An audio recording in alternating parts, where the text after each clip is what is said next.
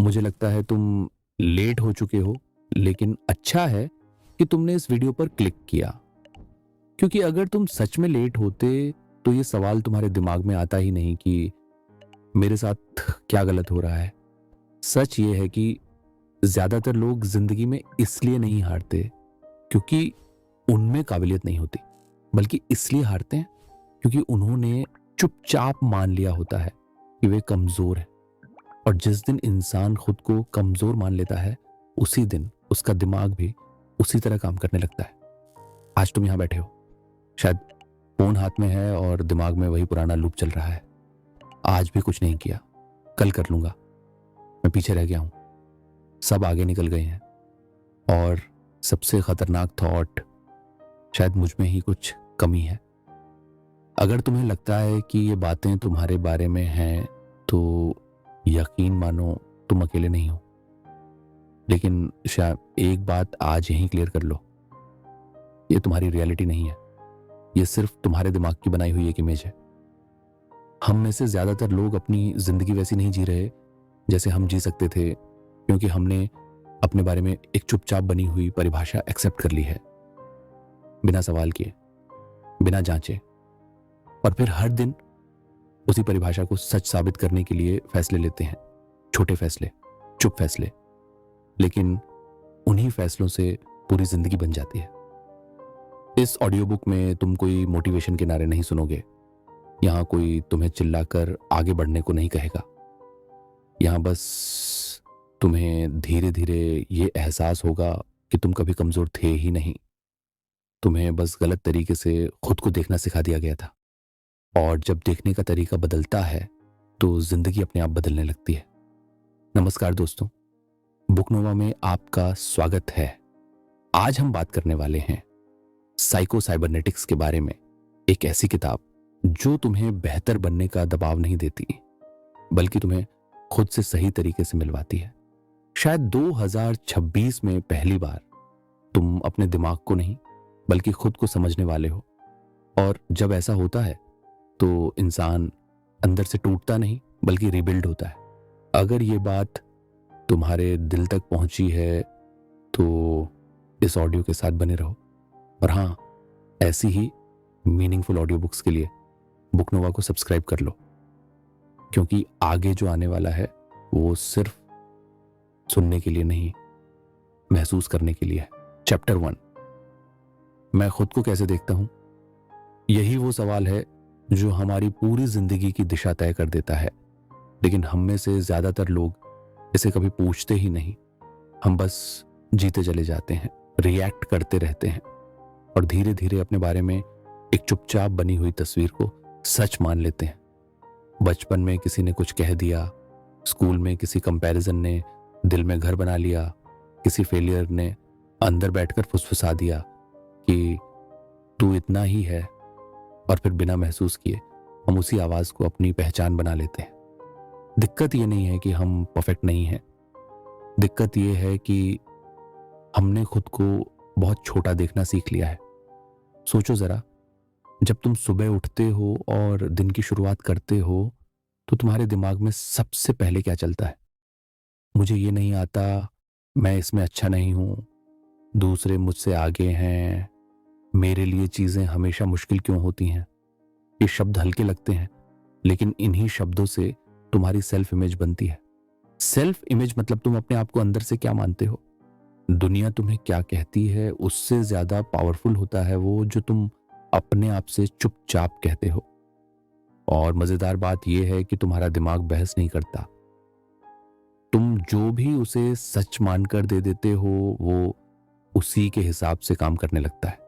अगर तुम खुद को कमजोर मानते हो तो तुम्हारा दिमाग ऐसे मौके ढूंढेगा जहां तुम पीछे हट सको। अगर तुम खुद को एवरेज मानते हो तो तुम्हारे एक्शंस भी एवरेज रहेंगे।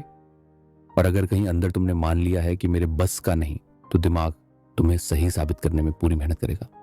इसीलिए कई बार हम कोशिश भी करते हैं, लेकिन पूरे मन से नहीं। अंदर कहीं एक आवाज होती है जो कहती है फायदा क्या है। यही वो जगह है जहां ज्यादातर लोग हारते हैं, बाहर से नहीं, अंदर से।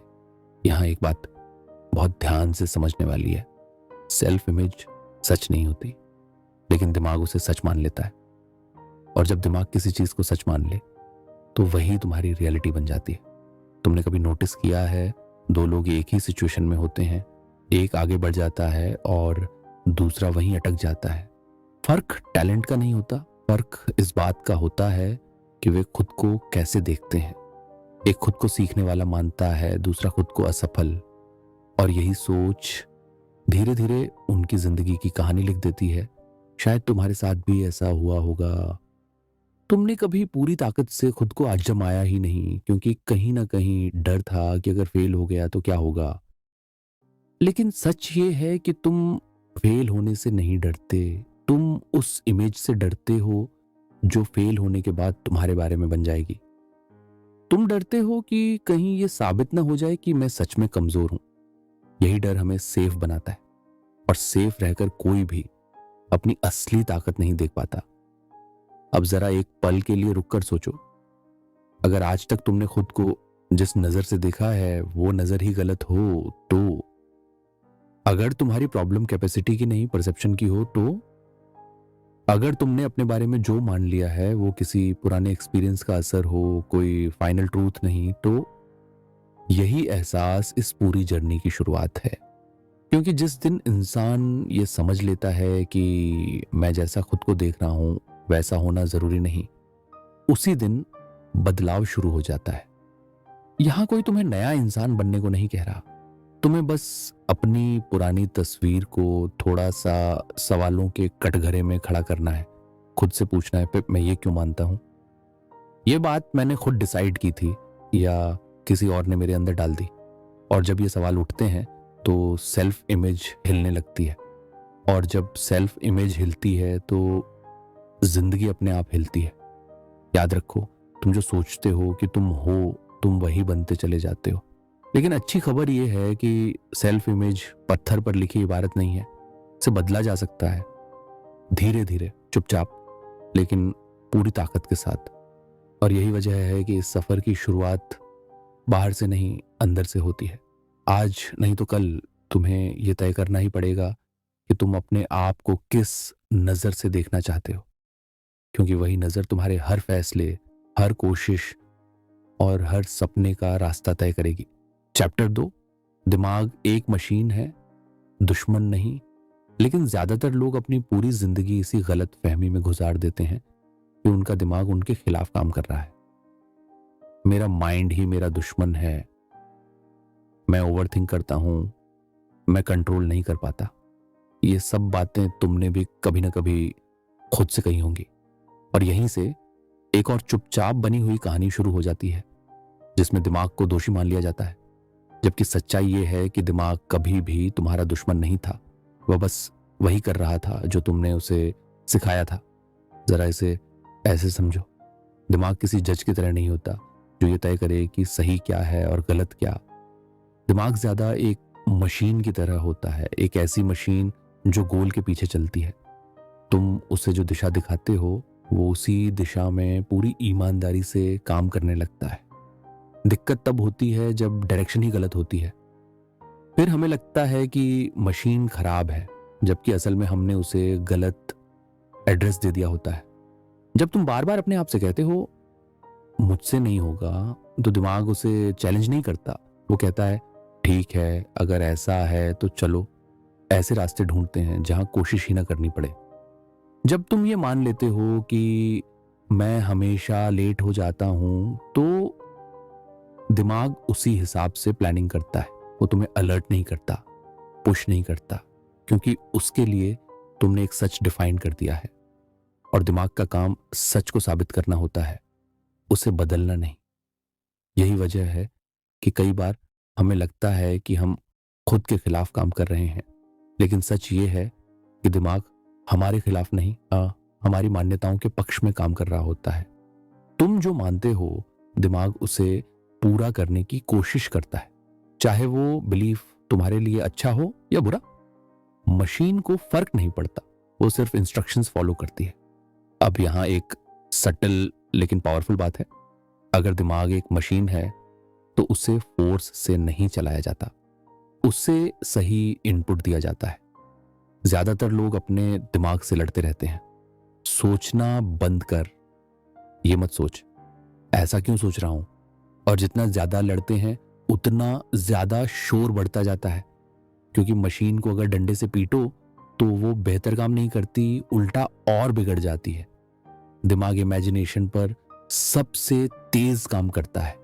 जो चीज तुम बार बार अपने दिमाग में देखते हो, महसूस करते हो, उसी को वो फ्यूचर का सच मान लेता है। इसीलिए कई बार हम किसी चीज से डरते हैं और वही डर हमारे एक्शंस को कंट्रोल करने लगता है। दिमाग को फर्क नहीं पड़ता कि वो डर सच है या नहीं। अगर तुमने उसे महसूस कराया है तो उसके लिए वो रियल है, और फिर वो तुम्हें उसी डर से बचाने के नाम पर पीछे खींचने लगता है। यही वजह है कि सक्सेस सिर्फ विल पावर से नहीं आती। अगर आती तो हर इंसान सक्सेसफुल होता। सक्सेस तब आती है जब दिमाग और तुम एक ही दिशा में काम कर रहे होते हो। जब दिमाग को ये क्लियर होता है कि उसे क्या अचीव करना है और उसे ये भरोसा होता है कि ये पॉसिबल है, तब वो रास्ते ढूंढता है, मौके दिखाता है, आइडियाज लाता है, जिन्हें तुम कॉन्शियसली नोटिस भी नहीं करते। अब एक पल के लिए सोचो, अगर आज तक तुम्हारा दिमाग तुम्हें रोकता आया है तो शायद इसीलिए नहीं कि वो कमजोर है, बल्कि इसलिए कि उसे गलत काम सौंप दिया गया था। उसे सेफ्टी का काम दे दिया गया था, ग्रोथ का नहीं। उसे यह सिखा दिया गया था कि रिस्क खतरा है, फेलियर शर्म है और चेंज अनसेफ है। और दिमाग ने पूरी ईमानदारी से वही किया। लेकिन जैसे ही तुम डायरेक्शन बदलते हो, जैसे ही तुम अपने अंदर ये महसूस करना शुरू करते हो कि शायद मैं इतना कमजोर नहीं हूं, दिमाग नई पॉसिबिलिटीज ढूंढने लगता है। वो तुम्हें डराने की बजाय अलर्ट करने लगता है। वो तुम्हें रोकने की बजाय तैयार करने लगता है। फर्क बस इतना होता है कि अब तुम उससे लड़ नहीं रहे, बल्कि उसे समझ रहे होते हो। दिमाग तुम्हारा दुश्मन नहीं है, वो तुम्हारा सबसे पावरफुल टूल है। लेकिन टूल तभी काम करता है जब उसे सही तरीके से इस्तेमाल किया जाए। और यही समझ इस सफर का अगला दरवाजा खोलती है। क्योंकि जब तुम दिमाग को दोष देना बंद कर देते हो और उसे डायरेक्शन देना शुरू करते हो, तभी असली बदलाव क्वाइटली शुरू होता है। Chapter 3, overthinking. जिस चीज के लिए तुम खुद को सबसे ज्यादा दोष देते आए हो, शायद वही चीज कभी तुम्हारी गलती थी ही नहीं। लेकिन जब इंसान बार बार अपने ही दिमाग से हारने लगता है तो उसे लगता है कि समस्या उसी में है। मैं ज्यादा सोचता हूं, मैं चीजों को छोड़ नहीं पाता, मेरा दिमाग कभी चुप नहीं होता। ये लाइनें इतनी बार दोहराई जाती हैं कि धीरे धीरे ये शिकायत नहीं रहती, पहचान बन जाती है। और फिर इंसान खुद को ही ब्रोकन मानने लगता है। लेकिन जरा पीछे चलो, बहुत पीछे नहीं, बस उस जगह तक जहां ये सब शुरू हुआ था। जब तुमने पहली बार सीखा कि गलती करने की कीमत चुकानी पड़ती है। जब किसी ने कहा था सोच समझ कर किया करो, और उसका मतलब था गलत मत करना। जब तुम्हें यह सिखाया गया कि अगर सब कुछ कंट्रोल में नहीं है तो कुछ ना कुछ गलत होने वाला है, वहीं से दिमाग ने एक काम सीख लिया। हर पॉसिबिलिटी को पहले ही चेक करना, हर आउटकम को पहले ही इमेजिन करना, हर खतरे को पहले ही पकड़ लेना। उस वक्त ये स्किल थी, प्रोटेक्शन थी। समस्या तब शुरू हुई जब प्रोटेक्शन आदत बन गई। दिमाग ने यह मान लिया कि दुनिया अनसेफ है और तुम्हारा काम है हर हाल में खुद को बचाना। इसलिए वो हर फैसले से पहले 100 सवाल खड़े करता है। अगर ये हो गया तो, अगर वो गलत निकल गया तो, अगर लोग क्या सोचेंगे। और तुम्हें लगता है कि ये सवाल तुम्हें रोक रहे हैं, जबकि सच ये है कि ये सवाल तुम्हें बचाने की कोशिश कर रहे हैं। दिमाग तुम्हें नुकसान से बचाना चाहता है, इसलिए वो तुम्हें एक्शन से पहले थका देता है। यही वजह है कि ओवरथिंकिंग कभी अचानक नहीं आती। ये किसी लेजी इंसान की निशानी नहीं है। ये अक्सर उन लोगों में होती है जो जिम्मेदार होते हैं, जो गलत नहीं करना चाहते, जो किसी को डिसअपॉइंट नहीं करना चाहते। लेकिन आयरनी देखो, जो दिमाग तुम्हें सेफ रखना चाहता था वही दिमाग तुम्हें स्टक कर देता है। क्योंकि जब हर कदम पर खतरा दिखने लगे तो चलना ही बंद हो जाता है। और फिर गिल्ट शुरू होती है। मैं इतना सोच क्यों रहा हूं, दूसरे लोग कैसे कर लेते हैं, मेरे साथ ही ऐसा क्यों होता है। लेकिन सच ये है कि दूसरे लोग भी सोचते हैं। फर्क बस इतना है कि उन्होंने हर थॉट को सच मानना बंद कर दिया है। ओवर थिंकिंग तब प्रॉब्लम बनती है जब हम हर थॉट को कमांड समझने लगते हैं, जबकि ज्यादातर थॉट्स सिर्फ नॉइज होते हैं, दिमाग का बैकग्राउंड साउंड। यहाँ एक सटल लेकिन लाइफ चेंजिंग बात समझने की है। तुम्हारा दिमाग तुम्हें रोक नहीं रहा, वो तुम्हें कंट्रोल करने की कोशिश नहीं कर रहा, वो बस पुराने डेटा पर काम कर रहा है। पुराने एक्सपीरियंसेस, पुराने डर, पुराने लेसन्स। उसे अभी तक अपडेट ही नहीं मिला कि तुम अब वो इंसान नहीं हो जो पहले थे। तुम बड़े हो चुके हो, तुम सरवाइव कर चुके हो, लेकिन दिमाग अभी भी उसी पुराने वर्जन को बचाने में लगा है। इसलिए जब तुम खुद से कहते हो सोचना बंद कर, तो दिमाग और ज्यादा सोचने लगता है, क्योंकि उसे लगता है डेंजर बढ़ गया है। लेकिन जिस दिन तुम ये मान लेते हो कि ओवर थिंकिंग मेरी कमजोरी नहीं, मेरी कंडीशनिंग है, उसी दिन उसके ऊपर से गिल्ट हटने लगता है, और गिल्ट हटते ही आधा प्रेशर अपने आप गिर जाता है।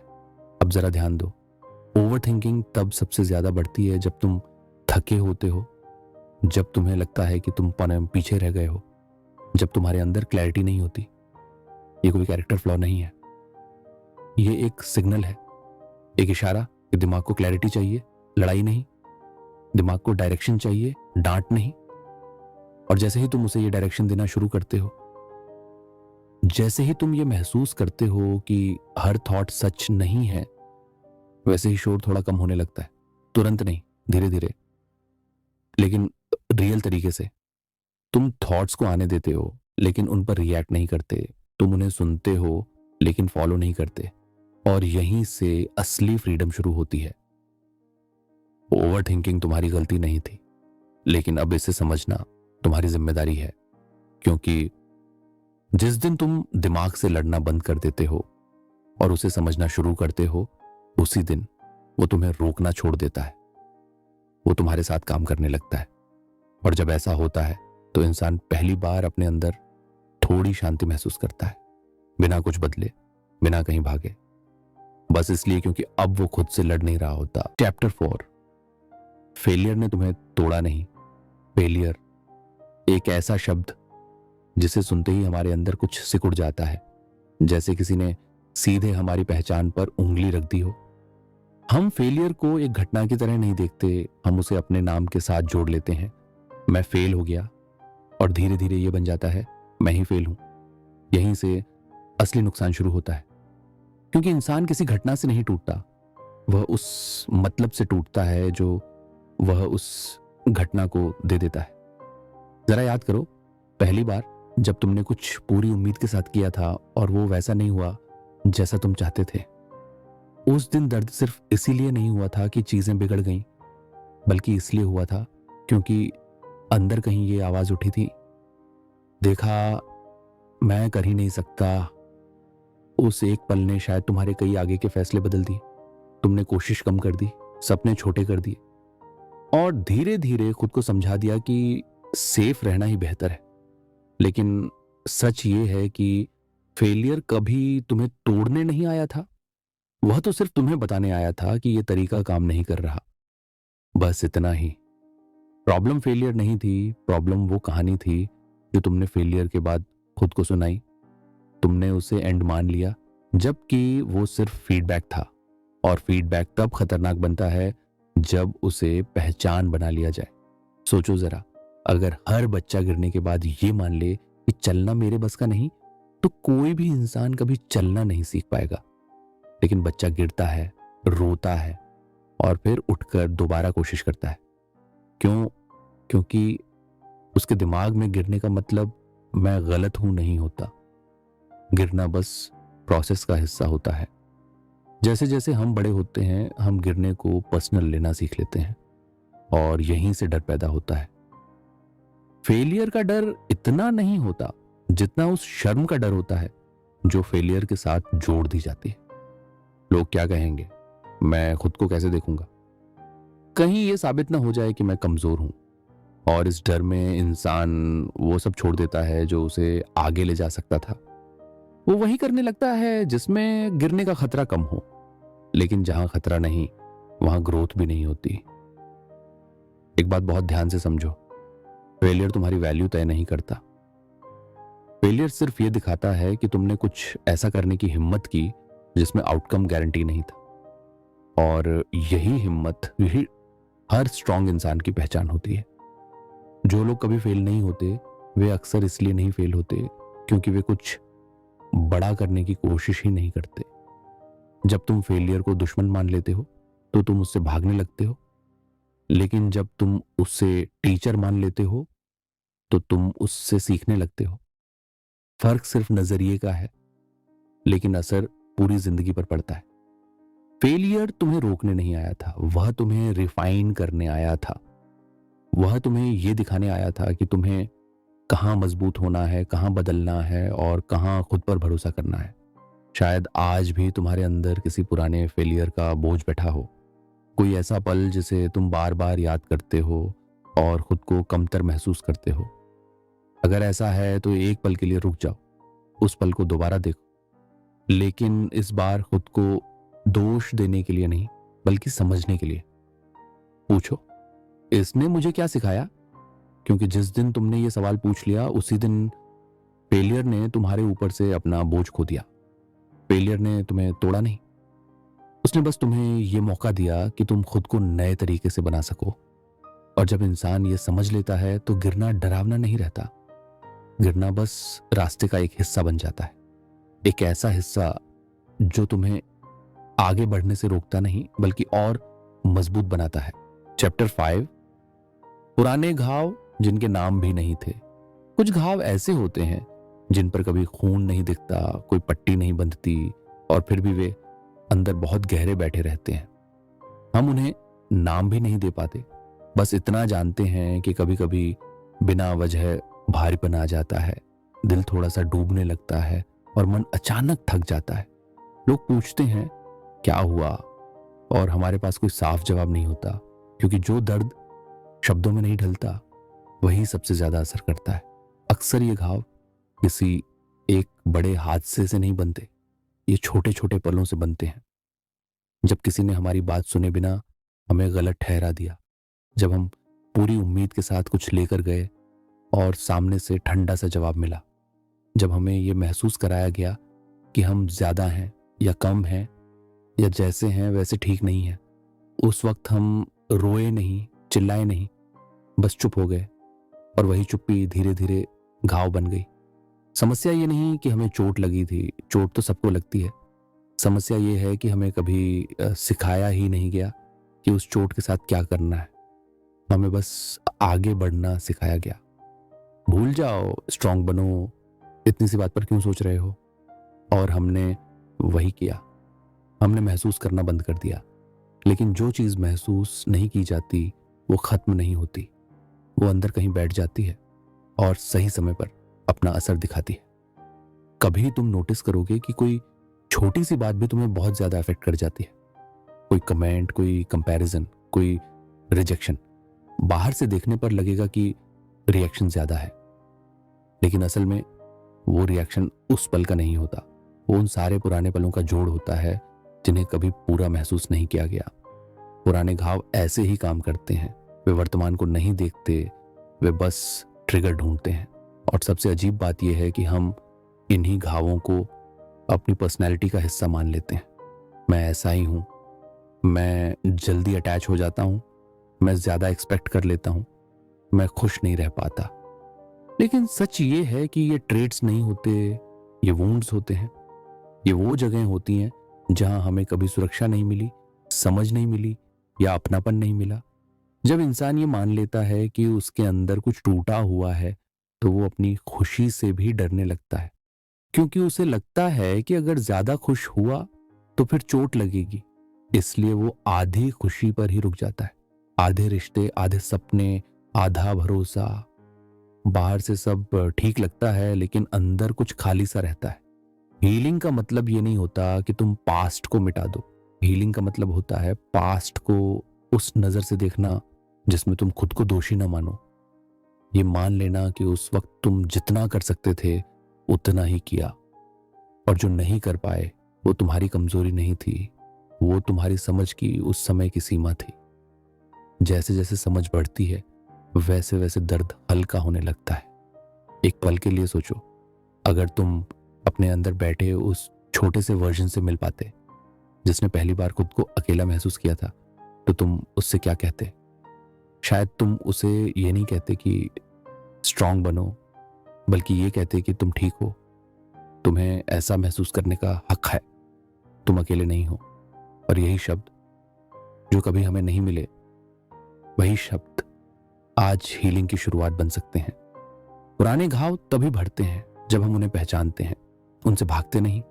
जब हम ये स्वीकार कर लेते हैं कि हाँ, कुछ चीज़ों ने मुझे हर्ट किया था और वो हर्ट वैलिड था, उस दिन इंसान खुद से लड़ना बंद कर देता है।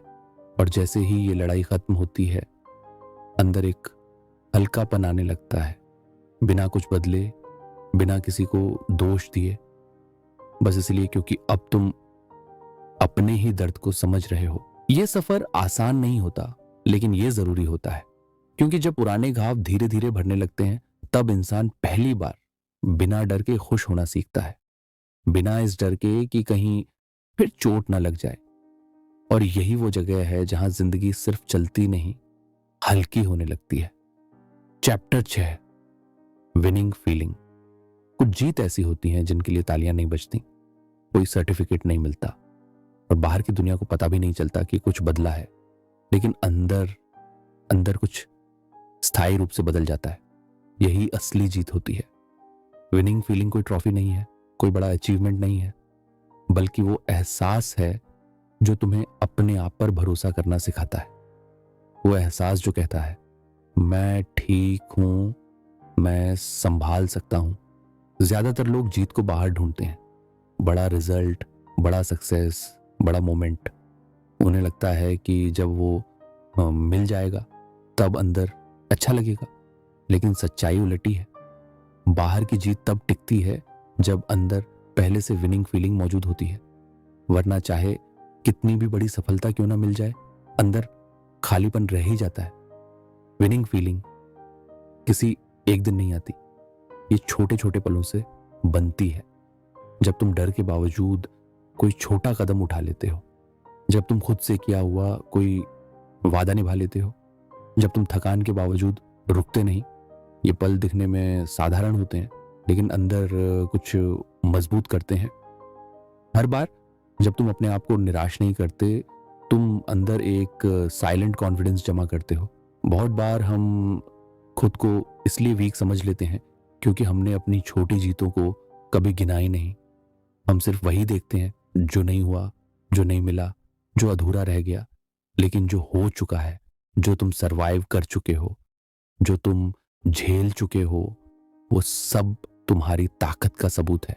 विनिंग फीलिंग वहीं से आती है जब इंसान पहली बार खुद की कहानी को नए नजरिए से देखता है। जब तुम अपने आप से ये कहना शुरू करते हो कि मैं परफेक्ट नहीं हूं, लेकिन मैं लगातार आगे बढ़ रहा हूं, तभी अंदर कुछ सेटल होता है। विनिंग फीलिंग एरोगेंस नहीं होती, वो शांति होती है। वो ये जानना होता है कि चाहे हालात कैसे भी हों, तुम खुद को छोड़कर नहीं भागोगे। और यही भरोसा इंसान को सबसे ज्यादा फियरलेस बनाता है। कई लोग कॉन्फिडेंस को नॉइज में समझते हैं, जोर से बोलना, खुद को साबित करना, दूसरों को दिखाना। लेकिन असली कॉन्फिडेंस क्वाइट होता है। वो एक्सप्लेन नहीं करता, वो जस्टिफाई नहीं करता, वो बस मौजूद होता है। विनिंग फीलिंग भी ऐसी ही होती है। बाहर कुछ न बदला हो, लेकिन अंदर तुम्हें पता होता है कि तुम अब पहले जैसे नहीं रहे। जब इंसान अंदर से जीतना शुरू करता है, तो उसकी बॉडी लैंग्वेज बदलती है, उसके फैसले बदलते हैं। वो हर चीज में अप्रूवल नहीं ढूंढता, वो हर गलती को एंड नहीं मानता, क्योंकि अब उसके अंदर एक बेस बन चुका होता है, एक फीलिंग कि मैं संभाल लूंगा। और यही फीलिंग धीरे धीरे जिंदगी के हर हिस्से में फैलने लगती है। विनिंग फीलिंग का सबसे बड़ा असर ये होता है कि इंसान फ्यूचर से डरना बंद कर देता है, क्योंकि उसे अब ये भरोसा होता है कि जो भी आएगा वो उससे निपट सकता है। डर खत्म नहीं होता, लेकिन डर के बावजूद चलने की ताकत आ जाती है। और यही ताकत इंसान को वो काम करने देती है जो वो पहले सिर्फ सोचता था। शायद आज तुम्हें लगे कि तुम्हारी जिंदगी में कोई बड़ी जीत नहीं है, लेकिन अगर तुम ईमानदारी से देखो तो तुम्हें कई छोटे पल मिलेंगे जहां तुम टूट सकते थे, लेकिन तुम टिके रहे। वही पल तुम्हारी असली जीत थे। विनिंग फीलिंग उन्हीं पलों को पहचानने से शुरू होती है। और जब इंसान ये महसूस कर लेता है कि जीत बाहर नहीं अंदर बनती है, तो जिंदगी एक दौड़ नहीं रह जाती, वो एक यात्रा बन जाती है। एक ऐसी यात्रा जिसमें हर कदम पर खुद के साथ खड़े रहना ही सबसे बड़ी जीत होती है। कभी कभी इंसान को किसी एक आवाज की जरूरत होती है जो उसे ये याद दिला दे कि वो अकेला नहीं है। अगर इस ऑडियो बुक के किसी भी पल में तुम्हें ऐसा लगा हो कि ये बात मेरे लिए कही गई है, तो समझ लेना कि तुम सही जगह पर हो। हमारा चैनल बुक नोवा इसीलिए बना है ताकि जब भी दिमाग भारी हो, जब भी डायरेक्शन धुंधली लगे, तुम्हें एक ऐसी जगह मिल जाए जहां बिना जज किए समझा जाए। अगर तुम चाहते हो कि ऐसी ऑडियो बुक्स आगे भी तुम्हें मिलती रहें, तो चैनल को सब्सक्राइब कर लेना और हाँ, बेल आइकॉन भी दबा देना ताकि जब अगली बार तुम्हें अंदर से किसी सहारे की जरूरत पड़े तो ये आवाज अपने आप तुम्हारे पास पहुंच जाए।